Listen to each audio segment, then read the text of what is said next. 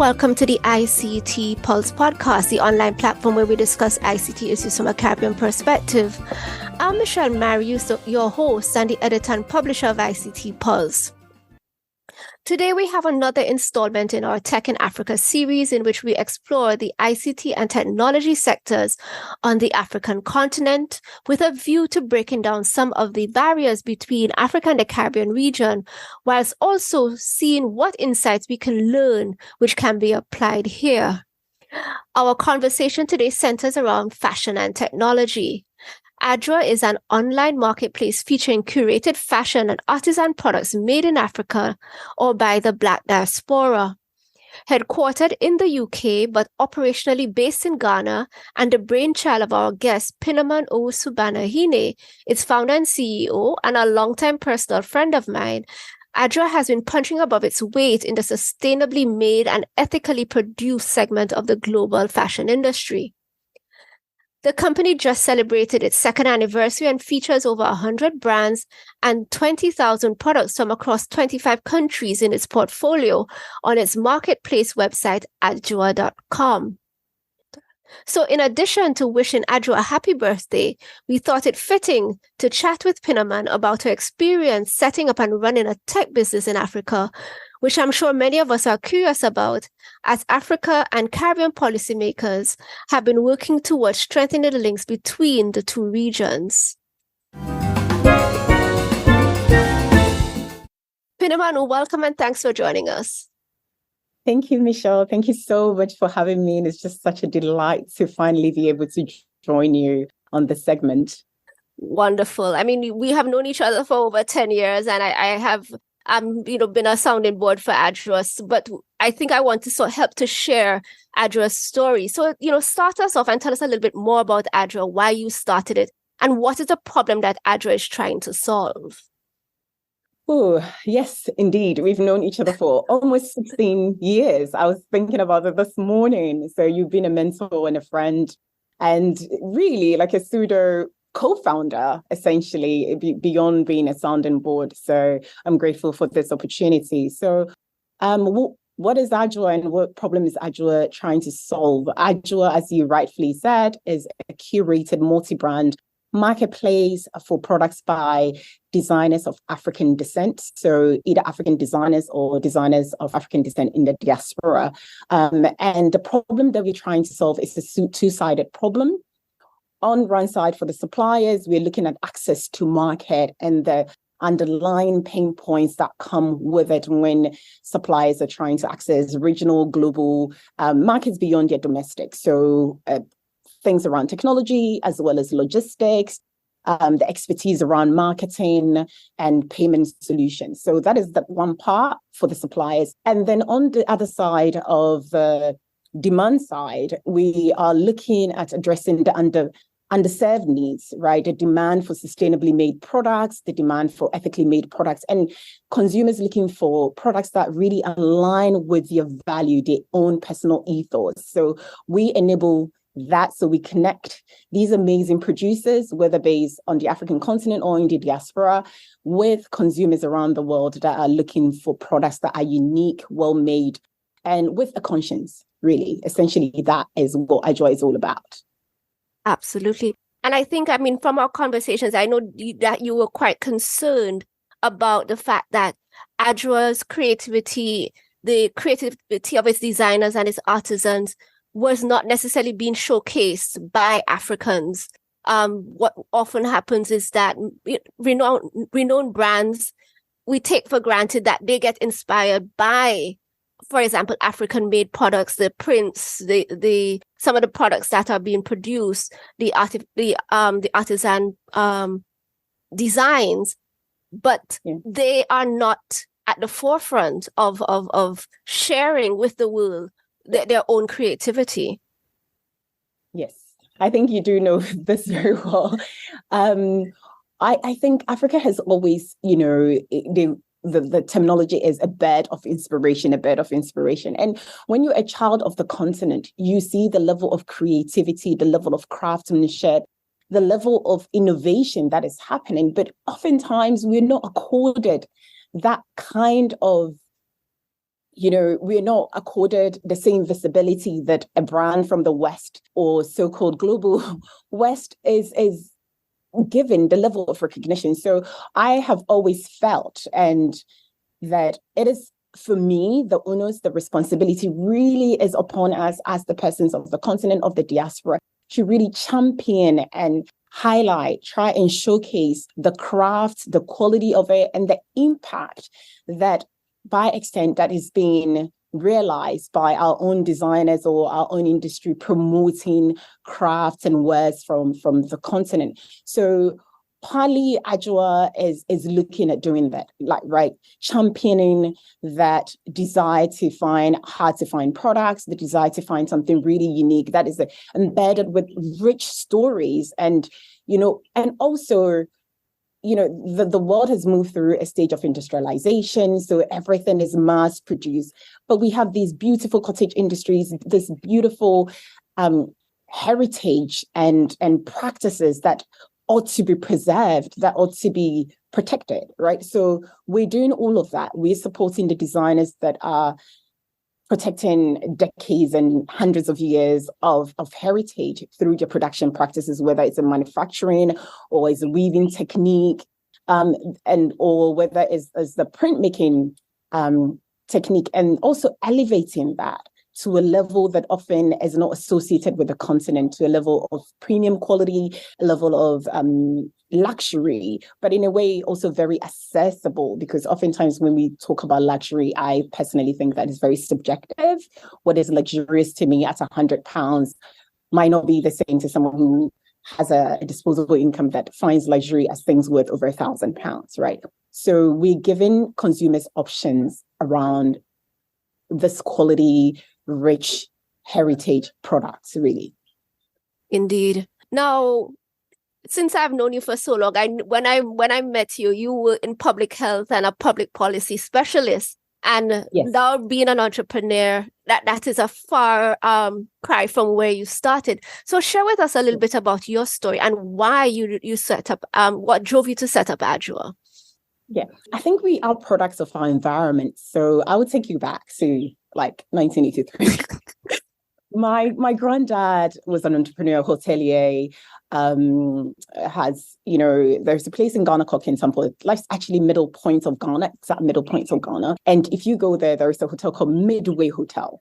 And that's my grandfather. So I probably took my first steps, and I'm just a very curious child, to be honest, and so inquisitive. My uncles will tell you I ask thousands and thousands of questions. So I think spending so much time around my granddad as a little child, whether I'm sitting opposite him whilst he's having conversations, I was really absorbing and never knew that there is that entrepreneurial bent within me, right? So even in policy, I remember some of my colleagues going, "You're a policy person, but you have an entrepreneurial spirit. You want things to be done faster, quicker." We're in policy, right? So I've always had a love for solving problems, wicked problems, that is, because I feel this need I'm very solutions oriented. So I think that if you look at that, there is that entrepreneurial bent always there. But I think what the policy gave me is that problem solving skills, the ability to look at things on a systems level, the ability to be really resourceful. And I started this at a time when you met me, I think it was just after the recession in 2008. That's a long time ago. And as a young person who had then moved to Wellington, I think 2 years later, working in public policy, looking at New Zealand with a very low unemployment rate, and yet incredibly so much resource was being allocated to solving unemployment for young people, getting those NEET, as we call them, not in educational employment, or training, trying to re-engage them, whether giving subsidies to employers to take them on, to give them a foothold in the industry. All of that was happening. And as a child of the continent, I was very restless, right? Here I was solving unemployment issues around 6%. And Ghana must have, at that time, I could be wrong, but 27% South Africa female unemployment, youth unemployment was in their high 30s, right? I felt the need to do something, but I didn't know where to start. And then I started researching, the agricultural industry, the fashion industry, and then it clicked, value creation, looking at the supply chain. How could I support an industry that was doing really well, but didn't have a lot of support, infrastructural support from where I was down under. And so that sets me off on the journey of going, what value can I add? What value can I add, even being from afar and being part of the solution to Africans' development? So that was the genesis of it, right? To me getting into this fashion space. It was out of curiosity, out of this restlessness to be a part of the solution and find a means to, and I suppose fashion, I was involved in fashion out of love, and it served as a hobby and an outlet. So researching and going into the rabbit hole was very easy for me. And I found something that really allows me to bring all my loves for entrepreneurship, for policy, and, like for development, and more so economic development. You and I have had several conversations around wealth creation, economic advancement. So I believe that ADJOAA accidentally is a faith-driven venture, and it's really giving me an opportunity to put all my skill sets into trying to help be a part of the solution and advance our industry. Yes. But then, Pinaman, you've lived, so you're born and raised in Ghana. You immigrated eventually to Australia, New Zealand. I spent a fair amount of time there, and you moved to the UK. But so ultimately, at the time, you probably had lived more of your life, or at least equal parts of your life, outside of Africa, outside of Ghana. And having now to come back to Ghana to at least to create almost like a seat of power for ADJOAA. What has it been like to live in probably more developed countries and then now come back to Ghana to try and set up a business? Yeah, thank you. Yes, I have spent a better part of my life outside. I went to high school here. Being away never stopped me from loving the continent. I've always had a heart for the continent, never wanted to leave Ghana. And it's so unreal. Most people find it very difficult. And my family will attest to this. There was a whole massive conference to convince me to leave for Australia. I was so determined because I could see the potential on the continent as a child, as a young person. And I've always had a love for it. So even though I have spent a better part of my life abroad, I think the skill set, the ability to come into my own has been the biggest gain, right? There wasn't a lot of gender limitations placed on me. I'm very vocal. Anyone that knows me knows that I like social justice is at the core of everything that I do. And I'm able to come into myself as a young woman without the limitations, without the burden of being, limited to this is your role, no gender roles, right? I had the privilege of a father that thought I could do everything and anything. I think that really helped me a lot. Coming back, the beauty about coming back is I had since 2008 always returned back to Ghana or some parts of the continent. I've always, whether taking field trips. So I'm aware, but nothing prepares you for moving back fully. Coming back as a holiday maker or pleasure, whether business and pleasure together, is not the same as making a move back to the continent. And I'm so grateful for advice that I got given before I graduated in 2019. My second master's in London was come back and observe and listen and learn from the people here. And I've been doing a lot of that. Sometimes it's really, really frustrating because the pace at which I am used to things happening, the structures that are firmly in place, you don't necessarily have all of that.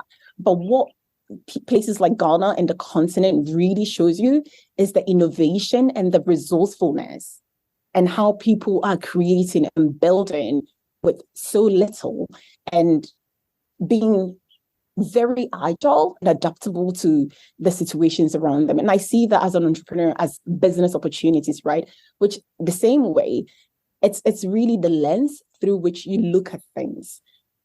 People will see that in the West as a business opportunity. And I think that should also be accorded to the continent and emerging economies, that those difficult problems are business opportunities waiting for somebody to come in and address that pain point for people. So whether it's technological infrastructure limitations around telecommunication stability of that, or competitiveness of the telecommunication industry, given that I have a technology platform, we use internet, right? So if the network is not great, it affects my productivity.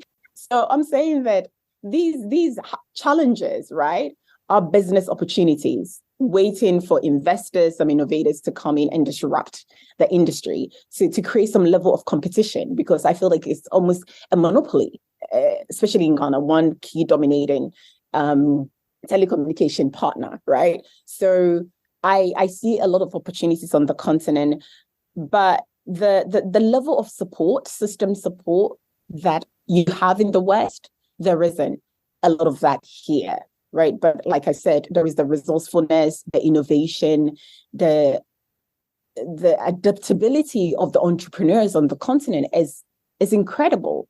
And for that, those are some of the traits I am learning, how they go with the flow, which is something I'm never used to. Even though I am used to uncertainty in the policy space, in the entrepreneurship space is the pace at which things change so quickly.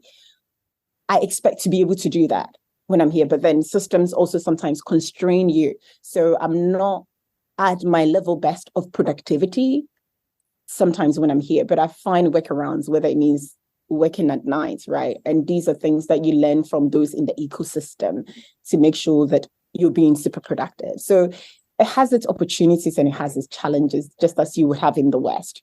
Yes, yes. I mean, I think no place is without its challenges. But just sort of delving a little deeper, yes, and talking about just the entrepreneurial and startup space in Ghana, because here it is that in probably us from the Caribbean looking out, Nigeria is the sort of jewel in the West African crown. It's the most prominent. It's the one that you probably know most about, probably more thanks to Nollywood than anything else. But just give us a sense in terms of just the entrepreneurial space. Is there support for entrepreneurs and startups? Availability of co-working space? Are there like associations and groups that probably one can become attached to that can help to advise you as to what to do and help you to navigate what the landscape in Ghana, the business landscape in Ghana?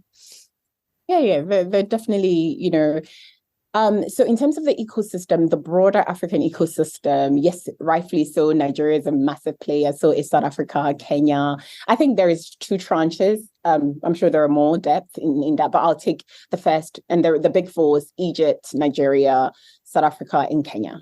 Right? Those are the ones that everybody knows about. But there is a second strata as well, where Ghana sits in. So I think in West Africa, it's Nigeria and then Ghana are the big players in the West Africa ecosystem. But if you look at the broader African, including North Africa, then Egypt is in the big 4. Sub-Saharan Africa has domination in the startup. If you take South Africa, Kenya, and Nigeria, and then the second tier, Ghana, Ivory Coast, in my humble opinion, Senegal as well, all like punching above their weights. Are they contextually? I will speak to Ghana.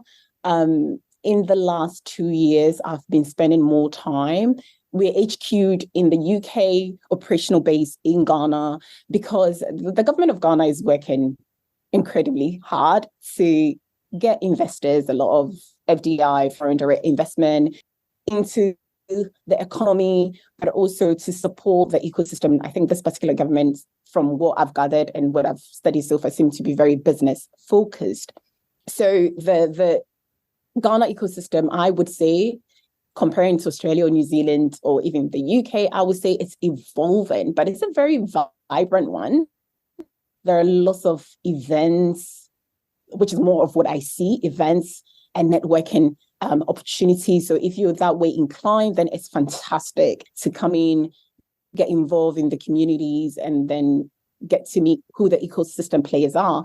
I have had interactions with more the incubators, accelerators, and the support systems on that level. So MEST is a big incubator accelerator provider here. So is Impact Hub Accra that I'm quite fond of as well. I use their co-working space as much as I can when I get out of my little microcosm. And there are lots of aid NGOs and a lot of foreign government agencies in Ghana. So the GIZs, the USAID, they're all doing all sorts of things, but they seem to be very centered on training.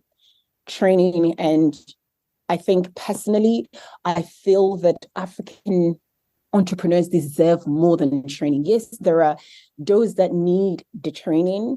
There are those that need to be upskilled, get the requisite skills that they need to be better entrepreneurs. But when all of the support seems to be centered around just training, it kind of gives me the message in that we don't deserve to be invested in. And I think there's so many incredible, amazing ventures, whether in the fintech space, whether in the agri-tech space, whether in the climate tech space, or e-commerce that is looking beyond the domestic market, right? There is almost sometimes a limitation on how big you can dream, right? It seems that is not something a lot of entrepreneurs are getting. African entrepreneurs need to be invested in. People need to take risk in their ideas and seed into those ideas, right? And I believe that it would take people like yourself, myself, to see the value that these entrepreneurs present, right? So I'm waiting to see more from the ecosystem when you talk about the support.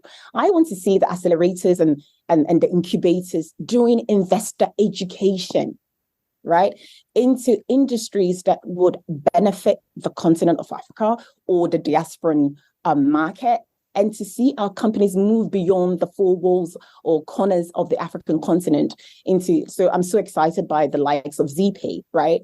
Exploring to the Caribbean market. I'm excited by it. And I can't wait to see what they would be able to do and what partnerships will be formed. Those are some of the things that I want to see. But some of their investors are Black investors, right? And I think that affords them the ability to be more ambitious, to go after, other markets as well. And that's what I want to see. So I think that there is a lot more to be done by the ecosystem. There is money coming in, but it's all focused on fintech. And I also controversially see that a lot of ventures that secure, apart from Nigeria could be a little bit of an outlier, you see that the founders are either European who have come onto the continent to set up ventures to receive the money from either the US or UK or parts of Europe. I would love to see more investment into indigenous African entrepreneurs, where the co-founder isn't European, right? I don't need to have a white co-founder in order to be investable, for you to see me or deem me worthy of investment, right? We are smart, we're equally driven, we're equally ambitious, and that is what I want to see. And I consider that it would take African descent investors to move out of the traditional industries that invest in, take some risk beyond the real estate. Yes, diversify your assets, diversify your investment, but look into technology, look into the new thriving verticals that you can invest in that are solving African problem, whether access to market, whether, I really want to see more. I am daring the ecosystem to do more investor education, to bring investors, whether from the Caribbean or from the United States, who are passionate about the continent's development, economic development, that is, not the piecemeal, always be going after aid, kind of, let's just give you training so that you're always reliant on aid. We want to be self-sufficient, and that will require some audacious, leaders to want to see us move beyond aid into industries that we can exploit and take advantage of ourselves. Absolutely. And some of what you have said just mirrors the Caribbean so well, in terms of when you have a lot of these accelerators and incubators, a lot of what they're doing is training and not necessarily facilitating the access to the funds. I mean, yes, they might give you a training. At the end of the training, you're supposed to go and pitch to what might be angel and venture capitalist entities. And I think, though, that oftentimes there is the expectation that the investors want to be able to 10x their returns with minimal risk, which of course is it's part of the system. But in the Caribbean context, I can say that there probably often is a need for, as past guest had said, patient capital, because one is going to need time for the venture to take off. You can't 10x in a year, in most instances. And when you do, and what happens, of course, is that when the entrepreneur probably sells that vision, it could be found wanting because it doesn't truly reconcile with the circumstances. So I really appreciate what you said about the focus on the training and perhaps not thinking somehow that we are investable, that our ideas and so on are merit of financial support as well. Yeah. I'm excited about some investors that, are very passionate and have come in and are walking the talk, right? They're seeding into ventures, but it all seems to be in the fintech space. I think Africa's problem, payment is one, agriculture is one, but the new industries, right? We're talking about the African Free Trade Agreement. We're thinking about cross-border trade. Cross-border trade equals movements of goods and people, right? Where is the focus on e-commerce? Where is the focus on logistics, right? There are a few logistics companies here, but on a systemic level, on a higher level, I would be interested to see what our leaders are planning to enable cross-border movement. That is not reliant on the West, right? I do get the complexities of policy conversations and systems that were built way before Africa had its independence, right? One of the biggest one being the financial system and how financing is done and our debt, right? So, and one of my favorite person, Prime Minister of Barbados, a woman after my own heart, she speaks truth to power when it comes to those things, that we are being measured or against systems that were founded without our involvement, right? Conversation that took place with our leaders from the African continent. So for us to be able to do more and realize our economic independence as a continent, as a group of people, whether in the Caribbean or on the African continent, is to have systems that suit our development and means that patient capital, people that understand the challenges, whether systemic, infrastructural challenges that we're dealing with. We have that independence, but we don't have economic independence. And I think that these ventures supported, financed by people who are genuinely interested in the development of this continent and changing the narrative of this continent from poverty mentality and beggar mentality to more of a realized economic, social independence is what I'm looking for. And like people are pursuing in the Caribbean the same way there are some venture capital firms or early stage investors that are looking at seeding with a long-term view, right? And you can only see with the long-term view if you're well invested into the industry and the country or the economy that you're investing in, and you have a long-term perspective and not let me get my money in 5 years, 10 years, right? A lot of the challenges that we have or the business opportunities, conversations are now being had to create the policy instruments, to create the policy provisions to enable things to happen. And I'm super excited, could be very naive about the free trade and African free trade agreements. I can't wait for conversations, which is tier 2 around e-commerce to begin and to be a part of that, because I want to see movements of good and to enable some level of competition, regionally, as well as being able to participate in the global international markets as well. Yes. Yeah, I'm quite excited about what is going on in Africa and just the opportunities that I think Africa in its own way is becoming more proactive and recognize its place at the table, both as a continent and the constituent countries, and breaking down some of the barriers between the countries, I think is the greatest thing that one can do. And I think similarly in the Caribbean, we have been trying to do it, fits and starts to varying degrees. But I think you certainly begin to see just some of the similarities and the challenges that we in the Caribbean and you and the African continent are going through as well. But let's just probably try and pivot again back to ADJOAA specifically. And since ADJOAA is just 2 years old, what are some of the successes that you have been able to realize today and are particularly proud of? Oh my goodness. I think the fact that we've been able to, I started championing sustainability, ethical production, and social impact causes as early as 2012. And to see how far now everybody, whether it's greenwashing or genuinely playing in this space, is really exciting. And for me to pivot my career and move into the space to move beyond, just advising, supporting on an ad hoc basis into full on, I am in here. I've always invested myself personally and financially to starting to build this.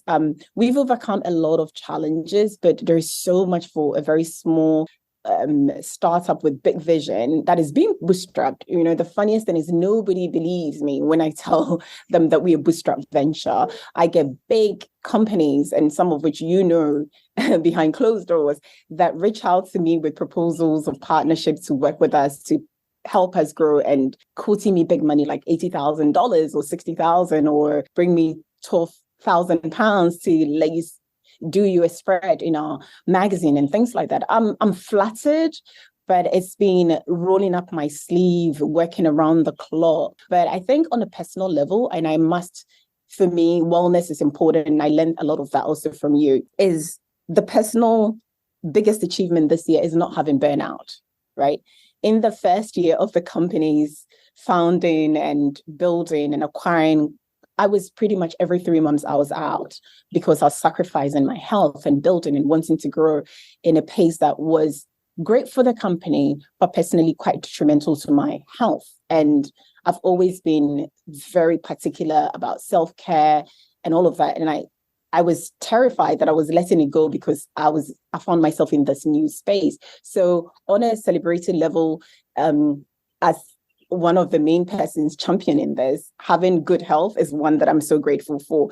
But we've more than quadrupled, the number of brands that we launched with, 20 brands, over 100. Like we're actually marking 120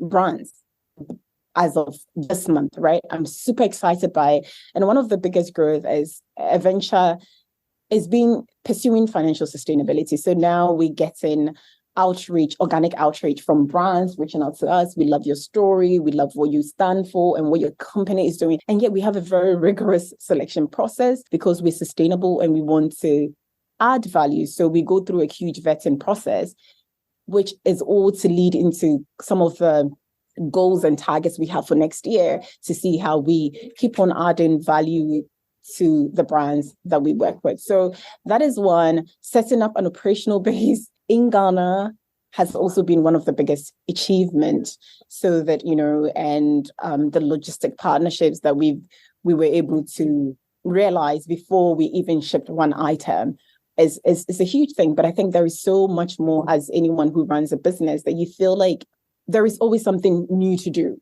right? So, and we've put up a lot of fires, and nothing can prepare you for when you start a business, what each day would look like, and being able to overcome all of those challenges, obstacles, and being here and growing as a company and crushing some of our own internal milestones and tractions is really exciting for me as we move to the next stage of the company's growth goals. Yeah.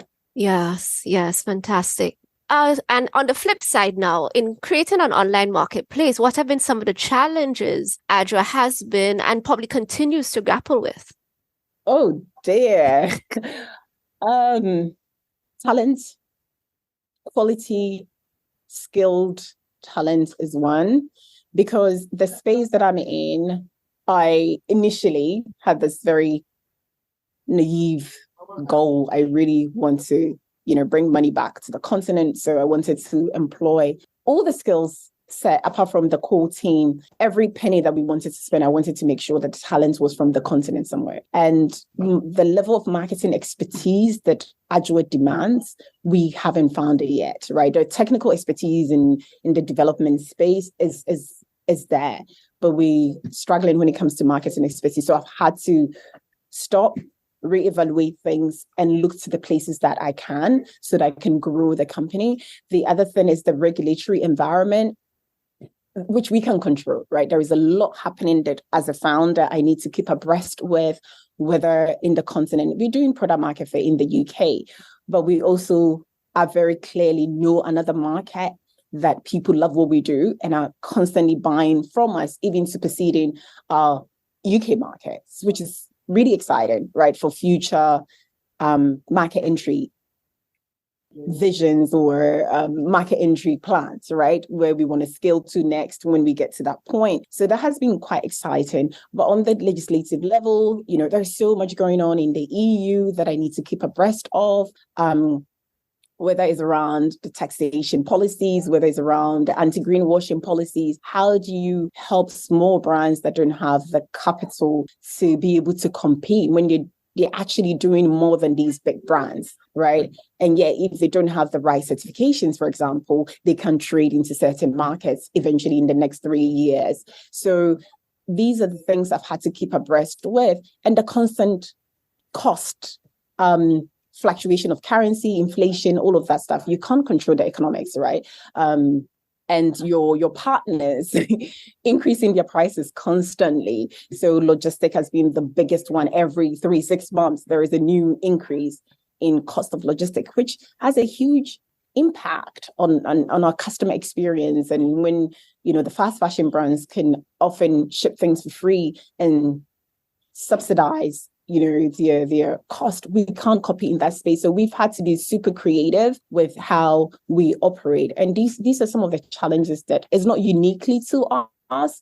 It is something that most early stage ventures go through. And you need to be incredibly creative as to how you find solutions to these things, and also partner. So the partnerships has really served me well, and being able to have very honest conversations with partners, whether DHL, openly telling them about my frustration and what I expect of them as a company that has been on the African continent for over 100 years. They've been here for a long time. And I think social corporate responsibility, they have so much to offer to the continent. So, and I'm glad that one of their leaders saw it beneficial to support our ability to secure this partnership with them. So in order not to be ungrateful, I really appreciate that, but we also need to hold a lot of these big corporations accountable that they can do so much more for the continent, and to support ventures like myself in terms of our regional and international trade.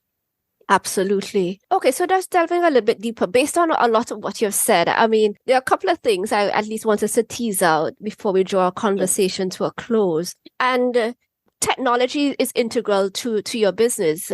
It's an online marketplace. You have your suppliers across the continent and further afield. And I wondered about the challenges of connecting with your suppliers, because as much as we think that everyone is online and connected, and we know we all have smartphones, the demands that you might have, or your expectations on your suppliers in terms of how they interface with ADJOAA as the online platform, how has that been going? Oh gosh. So one of the values that my whole thing is about value creation.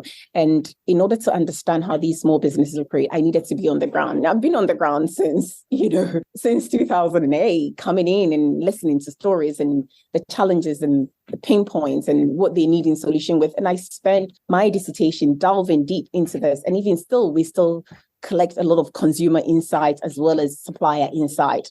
And yes, you're right, there are lots of challenges. And this is why I'm spending more time, and I'm very grateful for LSE when I was selected and endorsed for the starter visa to be able to spend more time on the continent so that I am in here feeling the frustrations, the opportunities and everything, just like as a small brand operating on the continent. It's very easy to be afar and build, right? But when being on the ground means that we have to adapt and be more innovative. So we're using several channels to communicate with our designers. But one of the values of ADJOAA is that we currently handle all the end-to-end process for the designers. So our onboarding process is really fast.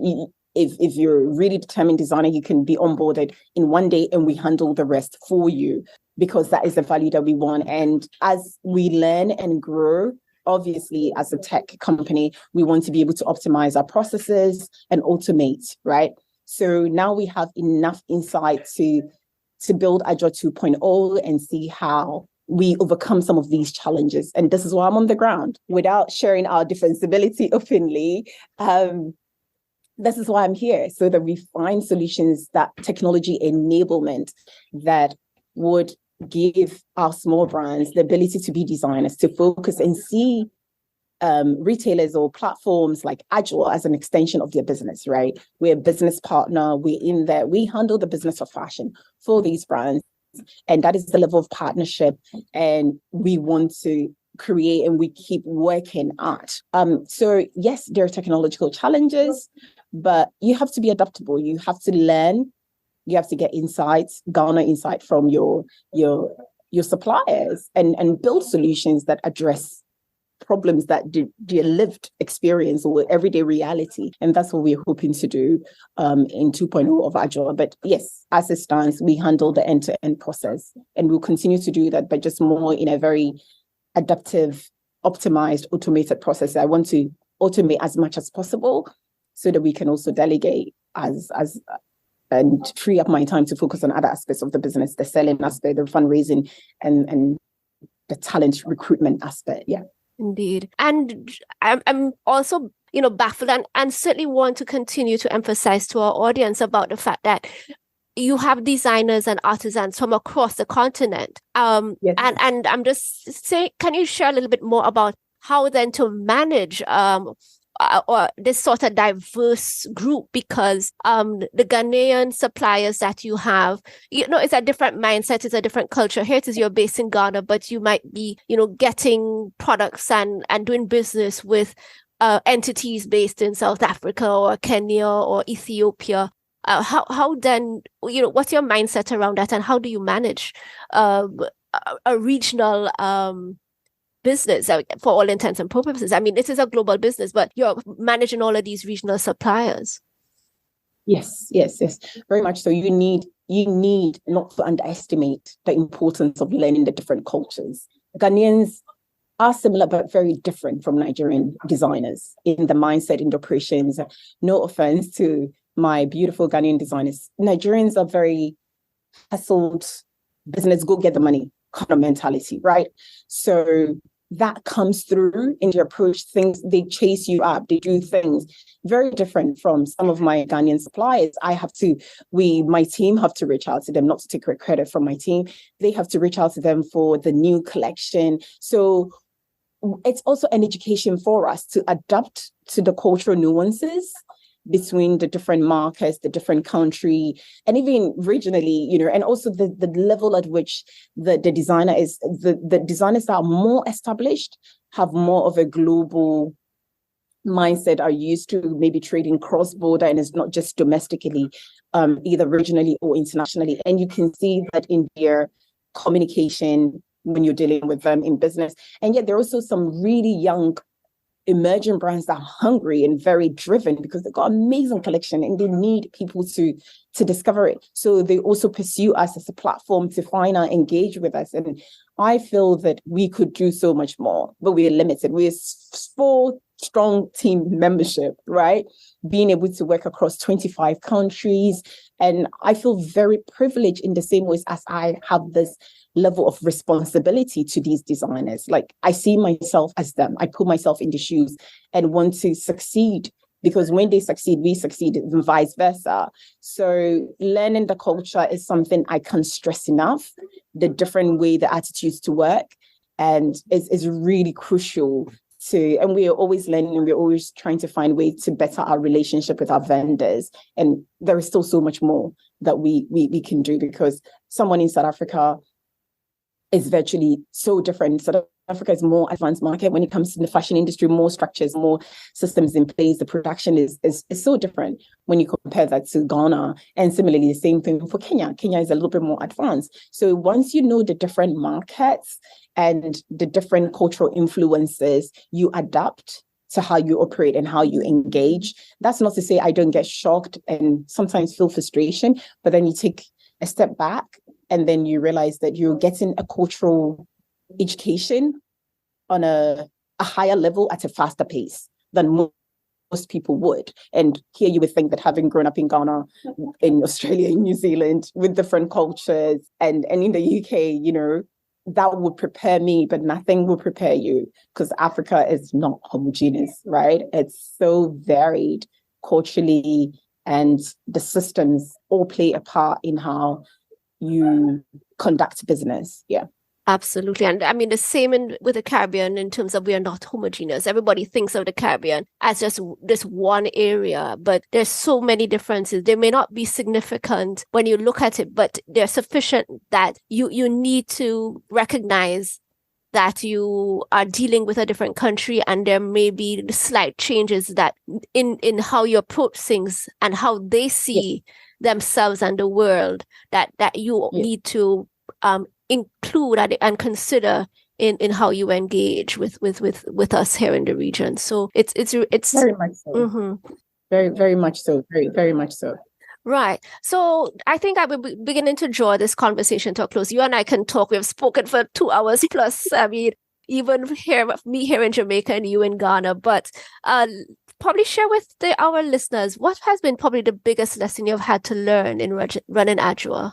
I think I sadly touched on those, right? I've always been a relational person on a one-on-one, more intimate basis. And I think now I have realized how important that is. That is a soft skill that came so naturally to me that I underestimated. But in business, that has given us a great opportunity in terms of putting out fires, right?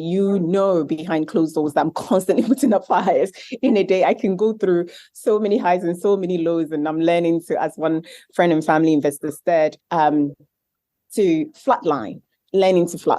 But one of the biggest lessons for me is the value of relationship and network. Not network in the, collecting numbers, and quality networks that you can call on, right? Believe me, you would be amazed that you would go through your network and a friend that you haven't spoken to in 12 years' time will come in handy. And cultivate and nurture those relationships, not in a very transactional manner. And that is helping me a lot right now. Networks, relationships are very important. One of the biggest lessons I think I keep on saying is you put out fires. Nobody prepares you for that. You would not know what is going to happen to the business today, tomorrow, the next day. So you have that, I don't know, like a fire service hat on, and you're constantly like with a hose trying to put out one fire. Just as when you think, whew, I can catch my breath, another thing happens. So those are some of the things that no education, no classroom, no Ivy League university or higher education institution can prepare you for that. You need to be in the midst of it.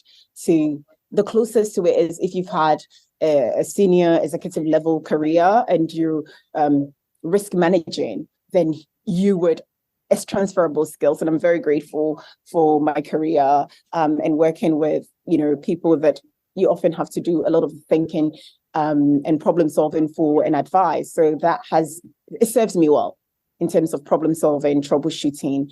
That is some of the lessons that I'm learning, relationship, the transferable skills that you shouldn't underestimate. And I love the beauty of my unique background of an operational, like a big P and a small P. I've had all those experiences and it's really serving me well. And I look at a thing with a system perspective, but I can also have a short-term goal, and being able to truncate things is good. It makes things manageable, because the beauty of startup and how you, well, in my personal opinion, how you make any in progress is consistency, right? Being able to show up every day, regardless of what yesterday was like. That consistency really, really helps. So don't underestimate, even doing the mundane stuff on a day-to-day basis. Show up, get things done every day, show up every day. In that consistency, you see yourself, you move from 1 to 2, 2 to 10, right? So those are some of the learnings and the resourcefulness. But to me, the biggest thing is your network, your immediate support system. And the success of ADJOAA really heavily relies on my team, but also the support that I have from friends and mentors like yourself, advisors like yourself, Fatih, and my friends and family investors. This is the beautiful thing, is a blessing in disguise of not raising so early and actually putting a pause on my fundraising activities. I've had the space to think, to regroup, to change things, move things, but also being so well supported by people who have seeded into the company, where your friend and family investor picks up the phone to call you or say, hey, call me. I saw you and I think you've lost too much weight. Is everything okay? When your well-being is so important to your investor, it's something that, I think most entrepreneurs need to pursue. Oftentimes we want money at all cost, and money at the detriment of your health is not great. And them being sounding boards, then pointing me in the direction of opportunities. These are networks or support system that is really priceless, and most entrepreneurs don't have that, right? I'm giving the space to build, to grow, to learn. And I'm giving the space to give updates, not on every 3 monthly basis, but twice a year. Apart from checking in with my my advisors like yourself and Steve, which I could do so much more. I think these support systems are one of the things I've come to value as well. So if that serves as a lesson, I guess that's for people to judge. But I personally see it as one of the biggest lessons, things that I probably didn't think so much of, but now I've come to appreciate and value on a greater scale. Fantastic. And just my last question, Pinaman, where would you like to see ADJOAA in the next 3-5 years? 3-5 years. Pursue profitability, to be self-sustaining, probably strategic investors or raising, but from angel investors, patient capital, as we discussed, early stage investors, right? My strategy is not to go after VC at this early stage. I want people who believe and have the network that can lead me, direct me, add value. Just being given money alone is not valuable.